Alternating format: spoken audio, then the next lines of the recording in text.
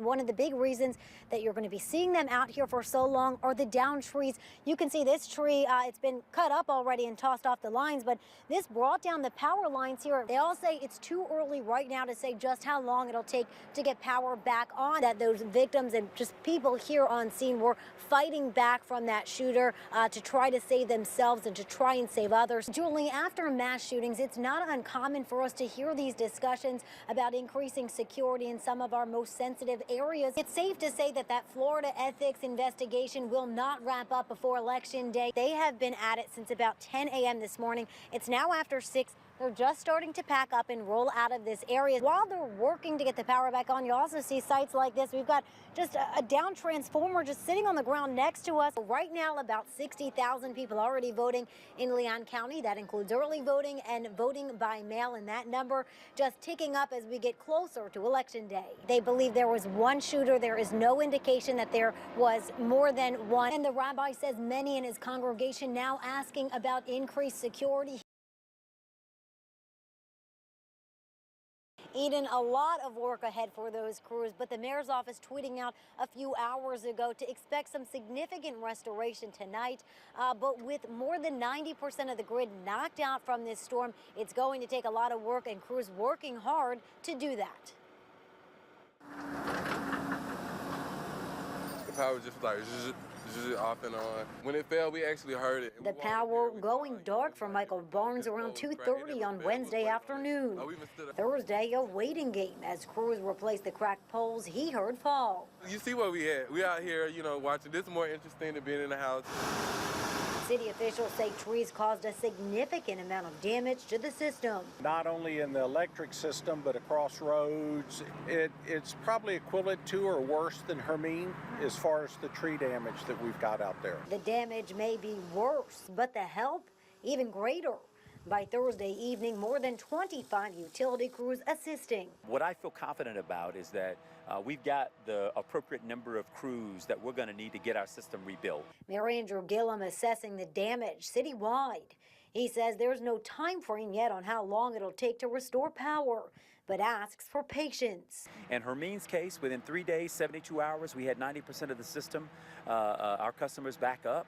I'm hoping we'll be able to beat that, but we won't know until we've got a final assessment done of the impact to the system. We got flashlights and we just talk to each other and listen to the radio. In the meantime, those without power making the best of it. A typical hurricane, you're going to lose power and you just got to deal with it, that's all. And crews are working around the clock to restore power. Once it hits nightfall, it goes to a little bit more of a skeleton crew. Not as many people out there just because they need light to be able to make some of those major repairs. So once daybreak comes, that's when you'll see a lot more of those crews heading back out onto the streets to get that power restored as quickly as possible. Julie, after mass shootings, it's not uncommon for us to hear these discussions about increasing security in some of our most sensitive areas. After Parkland, we heard about schools in Jacksonville, about gaming venues, and now after Pittsburgh, places of worship. It's supposed to be a safe place. Every time I go to temple, I've always been a little scared. It's been in the back of my mind. But Saturday's shooting at Tree of Life Synagogue in Pittsburgh, changing that. Going to temple and going to school should be a place that we can worship and feel safe. It's really sad that we have to come to hiring security. Many now pushing for stricter security. In House of Worship, they are in a very particular situation. You have open doors. The problem is at the same time, we can't let our guard down. Deputy Dean Crump is with the Leon County Sheriff's Office and helps provide security checks for local places of worship. His team recommending everything from landscaping changes to implementing safety teams and staff to monitor video cameras during services.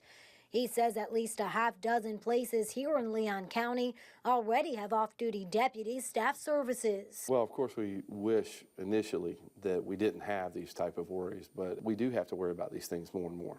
And because of that, we are stressing as far as safety. In reality, there is no place in the world that's 100% safe. Rabbi Jack Bromberg leads Temple Israel in Tallahassee. The synagogue already has cameras, but he says they are dedicated to further increasing security. There are already many people within our synagogue, within our community, that have stepped forward to say we're going to help get this to a better place. And Julie Ben, the Leon County Sheriff's Office does those security checks for free. They do them for those places of worship, like we mentioned, but also schools and local businesses.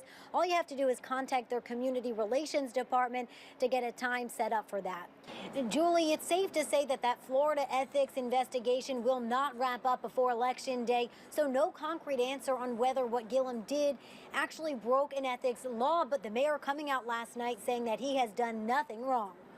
We did go to see Hamilton. I did get my ticket for Hamilton from my brother. Gillum taking to Facebook Tuesday night, saying the newly released records validate the truth, that his brother gave him the ticket.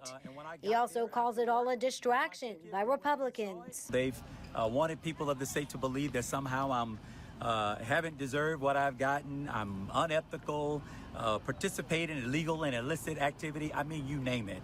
In the text messages, lobbyist Adam Corey tells Gillum the tickets to the Broadway show Hamilton come from Mike Miller. Miller was an undercover FBI agent posing as a developer interested in work in Tallahassee.